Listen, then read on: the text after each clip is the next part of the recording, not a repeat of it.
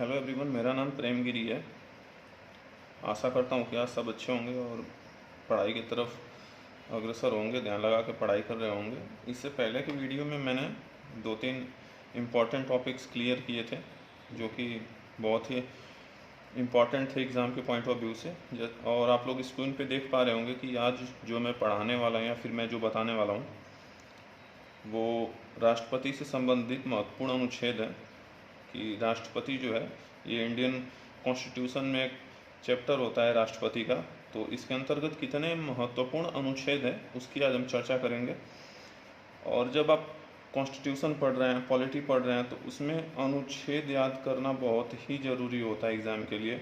अगर किसी को अनुच्छेद नहीं याद हो रहा हो तो ऐसे लिख कर याद करेगा तो अनुच्छेद याद हो जाएंगे उसको। और एग्ज़ाम के लिए अनुच्छेद बहुत इंपॉर्टेंट होते हैं। तो हम शुरू करते हैं।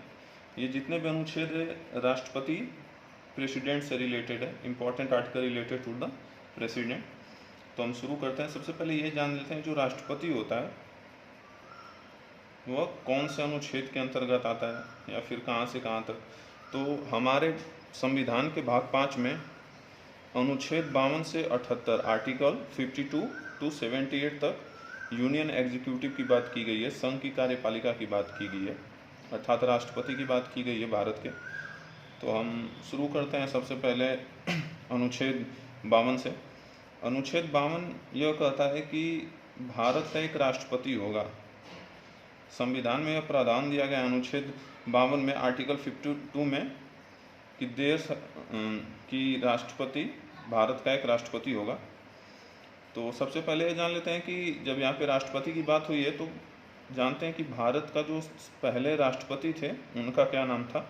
तो जो भारत के पहले राष्ट्रपति थे उनका नाम था डॉक्टर राजेंद्र प्रसाद, और जो भारत की पहली महिला राष्ट्रपति थी उनका नाम था प्रतिभा देवी सिंह पाटिल। ये क्वेश्चन अक्सर पूछा जाता है एग्ज़ाम में और आता ही रहता है एग्ज़ाम के पॉइंट ऑफ व्यू से, तो ये याद करना ज़रूरी है दोनों। और वर्तमान समय में जो भारत के राष्ट्रपति हैं उनका नाम रामनाथ कोविंद है। तो वर्तमान समय भारत के राष्ट्रपति रामनाथ कोविंद जी हैं। आगे बढ़ते हैं अनुच्छेद 53 आर्टिकल 53 की तरफ। तो आर्टिकल 53 यह कहता है कि संघ की कार्यपालिका शक्ति की बात करता है, एग्जीक्यूटिव पावर ऑफ यूनियन। संघ की कार्यपालिका शक्ति का अर्थ यह होता है कि राष्ट्रपति की शक्ति तथा उसके कार्य। आर्टिकल 53 यह बताता है कि राष्ट्रपति की क्या क्या शक्तियाँ हैं तथा उनके क्या कार्य हैं। यह प्रावधान अनुच्छेद 53 यानी आर्टिकल 53 में बताया गया है। अनुच्छेद 54 article 54, article 54 election of president की बात करता है, राष्ट्रपति के निर्वाचन की बात करता है, राष्ट्रपति के निर्वाचन मंडल की बात करता है। तो अनुच्छेद 54 में हम ये देखते हैं कि राष्ट्रपति के इलेक्शन में क्या क्या जरूरी होता है या फिर राष्ट्रपति का इलेक्शन कैसे होता है, उसका निर्वाचन कैसा होता है, चुनाव कैसे होता है राष्ट्रपति की, ये सारी बातें अनुच्छेद 54 आर्टिकल 54 में दी गई हैं। नेक्स्ट जो है वो आर्टिकल 56 राष्ट्रपति का कार्यकाल, अनुच्छेद 56, ये थोड़ा ऊपर नीचे हो गया है। यहाँ पे आर्टिकल 56 बात का टर्म्स ऑफ प्रेसिडेंट की। टर्म्स ऑफ प्रेसिडेंट से मतलब है कि राष्ट्रपति कितने साल के लिए चुना जाता है या फिर कितने साल के लिए उसका कार्यकाल होता है, कितने साल का राष्ट्रपति का। तो ये तो सबको पता होगा कि राष्ट्रपति का जो कार्यकाल है वो 5 वर्ष के लिए होता है भारत में। अगला है जो है अनुच्छेद 57 आर्टिकल 57 है राष्ट्रपति का पुनर्निर्वाचन। राष्ट्रपति का जो पुनर्निर्वाचन है इस बात की चर्चा जो है आर्टिकल 57 में की गई है। पुनर्निर्वाचन से आप ये समझ सकते हैं कि भारत में कोई ऐसा नियम कानून नहीं है जिससे कि राष्ट्रपति 1 से या 2 से ज़्यादा बार राष्ट्रपति का चुनाव नहीं लड़ सकता है। वह जब तक अपनी इच्छा के अनुसार होता है कि वह कितनी बार भी राष्ट्रपति का इलेक्शन लड़ सकता है। तो इस चीज़ का जो प्रावधान है, इसके बारे में जो वर्णन है वो आर्टिकल 57 के बारे में किया गया है। अमेरिका के राष्ट्रपति जो हैं वहाँ पे 2 बार से ज़्यादा चुनाव नहीं लड़ सकते हैं। वहाँ पे जो उनका कार्यकाल होता है या फिर चुनाव लड़ने का जो प्रक्रिया होता है उनका 2 बार से अधिक का नहीं होता है, लेकिन भारत में ऐसा कोई प्रावधान नहीं किया गया है। आगे देख लेते हैं हम अनुच्छेद 58 आर्टिकल 58 राष्ट्रपति की योग्यता। Article 58 qualification of the president, राष्ट्रपति की योग्यता क्या है। तो अनुच्छेद 58 जो है 58, ये हमें बताता है कि राष्ट्रपति की क्या क्या योग्यता होनी चाहिए जिससे कि वह राष्ट्रपति के चुनाव के लिए या फिर राष्ट्रपति के इलेक्शन के लिए वह योग्य हो।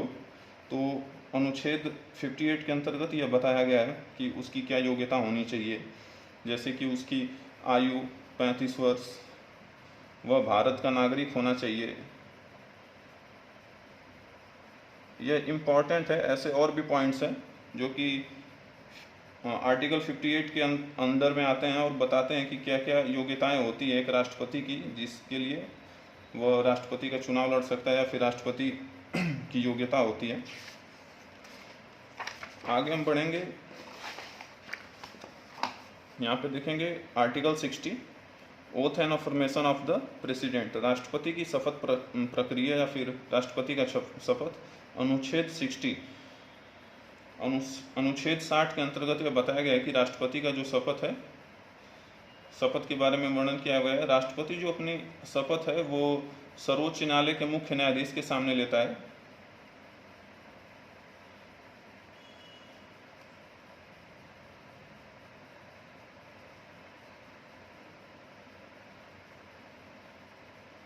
सर्वोच्च न्यायालय के मुख्य न्यायाधीश के सामने शपथ लेता है राष्ट्रपति भारत का। इस समय जो भारत के सर्वोच्च न्यायालय का मुख्य न्यायाधीश हैं वो हैं NV रमन्ना। आर्टिकल 61 की बात करते हैं, महाभियोग प्रक्रिया, राष्ट्रपति पर महाभियोग प्रक्रिया किस प्रकार से चलाई जाती है। तो आर्टिकल 61 ये बताता है कि जो राष्ट्रपति हैं उन पे महाभियोग प्रक्रिया की क्या क्या प्रावधान है, कैसे महाभियोग प्रक्रिया लाया जाता है राष्ट्रपति पे। Article 61 impeachment of the Indian president, Bharat के राष्ट्रपति के। ये जो महाभियोग की प्रक्रिया है वह अमेरिका से अपनाई गई है इंडिया में। तो ये क्वेश्चन भी पूछा जाता है कि अमेरिका में, भारत में जो महाभियोग की प्रक्रिया है वो किस देश से अपनाया गया है, किस देश से लिया गया है, तो अमेरिका से लिया गया है। आगे हम देखेंगे अनुच्छेद 62 आर्टिकल 62 राष्ट्रपति के रिक्त पद को भरने या निर्वाचन का समय। अक्सर आर्टिकल 62 लोग बताते नहीं हैं, लेकिन ये जानना जरूरी है कि आर्टिकल 62 क्या है। Article 62 election time to fill the vacant post of president. Article 62 ये कहता है कि बताता है कि राष्ट्रपति के रिक्त पद को भरने या निर्वाचन का समय, मतलब कि अगर राष्ट्रपति का पद किसी भी आकस्मिक कारण या फिर किसी भी कारण से पद उसका रिक्त है या खाली है तो उसको भरने के लिए जो निर्वाचन का समय है वो कितना होना चाहिए या फिर कितना जल्द से जल्द राष्ट्रपति का जो रिक्त पद है उसको भरा जाना चाहिए। इन सब की चर्चा अनुच्छेद 62 में किया गया है। आगे देखेंगे अनुच्छेद 72 आर्टिकल 72 राष्ट्रपति की क्षमादान शक्ति। आर्टिकल 72 यहाँ पे लिखा हुआ है pardoning power of the president. राष्ट्रपति की जो क्षमादान शक्ति है वह क्या है, जैसे कि कोई भी अपराधी हो, कोई अपराध किया हो, उसको सजा मिली हो, तो राष्ट्रपति के पास यह अधिकार होता है कि वह उसे उस अपराध से मुक्त कर सकता है या उसे क्षमादान कर सकता है या फिर उसके अपराध में या फिर उसकी सज़ा को कम कर सकता है। तो ये सारी चीज़ें जो इन सब का प्रावधान है वो आर्टिकल 72 में किया गया है। आगे देखेंगे आर्टिकल 74। आर्टिकल 74 ये बताता है कि राष्ट्रपति की सहायता एवं सलाह के लिए एक मंत्री परिषद होगी। राष्ट्रपति की सहायता एवं सलाह के लिए एक मंत्री परिषद होगी। Article 74 there will be a council of minister to assist and advise the president. राष्ट्रपति की किसी भी प्रकार की सहायता हो या सलाह के लिए एक मंत्री परिषद का होना आवश्यक है। यह बात का प्रावधान यह किया गया है आर्टिकल 74 में, अनुच्छेद 74 में। आगे हम देखेंगे अनुच्छेद 356 आर्टिकल 356 स्टेट इमरजेंसी, राज्य आपातकाल। इसका अर्थ हम समझते हैं राष्ट्रपति शासन से। अनुच्छेद 356 के आधार पर किसी राज्य में राष्ट्रपति शासन लागू किया जा सकता है। तो इस चीज़ का जो प्रावधान है राष्ट्रपति शासन का प्रावधान वो अनुच्छेद 356 में दिया गया है, आर्टिकल 356 में किया गया है। आगे है आर्टिकल 123 अनुच्छेद 123 राष्ट्रपति की अध्यादेश जारी करने की शक्ति। Article 123 ordinance power of the president. राष्ट्रपति की जो अध्यादेश जारी करने की शक्ति है वो किस अनुच्छेद में है, तो आर्टिकल 123 में दिया गया है। आगे है आर्टिकल 143 राष्ट्रपति की सर्वोच्च न्यायालय से सलाह लेने की शक्ति। President power to seek advice from the supreme court. इसका यह है मतलब कि राष्ट्रपति को यह अधिकार होता है कि किसी मामला का विवाद हो या कैसा भी विवाद हो जिस पे किसी प्रकार का सलाह लेना हो तो वो सर्वोच्च न्यायालय से सलाह ले सकता है। इस चीज़ का वर्णन जो है आर्टिकल 143 में किया गया है, अनुच्छेद 143 में।